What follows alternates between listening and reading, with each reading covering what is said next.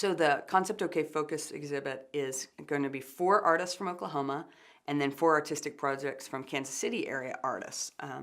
The curator for this area, Liza Staton, really met with a lot of artists to try to figure out who would be best together for this first Focus exhibition.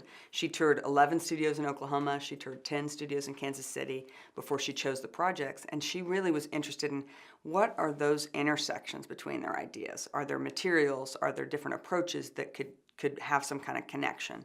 And she ended up feeling like everything was pretty fluid in the way the artists were approaching their work, but that there was almost a network, a map that connected the different projects. And so even though we have sculpture, we have, multimedia constructions, we have video, that there's some connection between their ideas. I went to school at Savannah College of Art and Design in Savannah, Georgia. I studied fibers and sculpture, and I first went there to study metals and jewelry, which I did in high school a lot, and I thought that's what I wanted to do. And I got there and I realized I really hated it.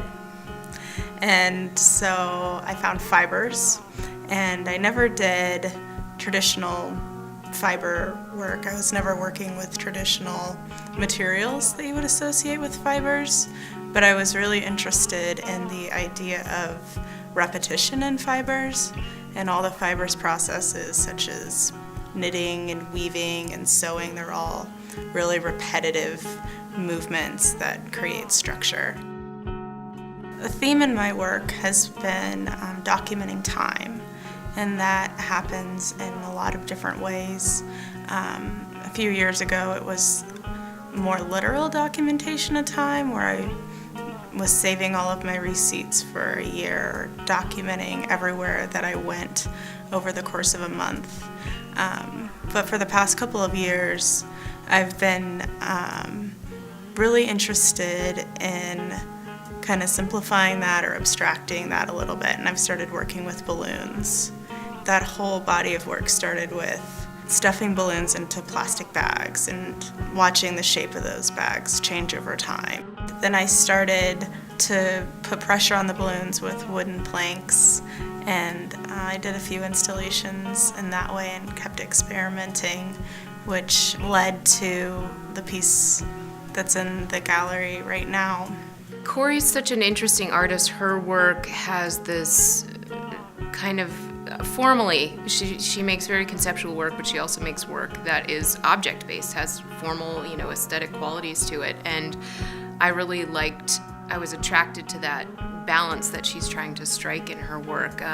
Some of her work is very much, it seems to me a lot of her work was sort of very much about her personal life, in the sense of these mundane interactions with people and things that are not spectacular, and she kind of takes all of these interactions from her daily life and translates them into visible objects that don't tell you that story, but somehow kind of are charting a map of her personal time. And it's not specific to know what it is, but I like that intangible quality to her work. So the piece in the gallery is a larger version of a piece that I did earlier this year, which was almost like a drawing for this piece. And it was a 2-foot by 2-foot square using the same materials, the artist tape and balloon.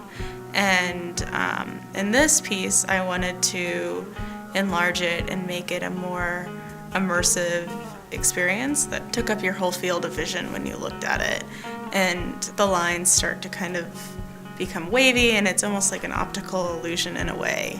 And as the balloon deflates, some of the perfection in those lines will start to disintegrate. She uses very simple means, high-low materials, in the sense that she's using packing tape, balloons, paper, whatever her sort of detritus from her life is, and sort of transforms them into something that they're not, that we wouldn't read them to be otherwise. So I think that's part of the reason I wanted to see what she would do here. And so when I said, well, what would you like to do? And she told me about it, I said, great. I like this idea of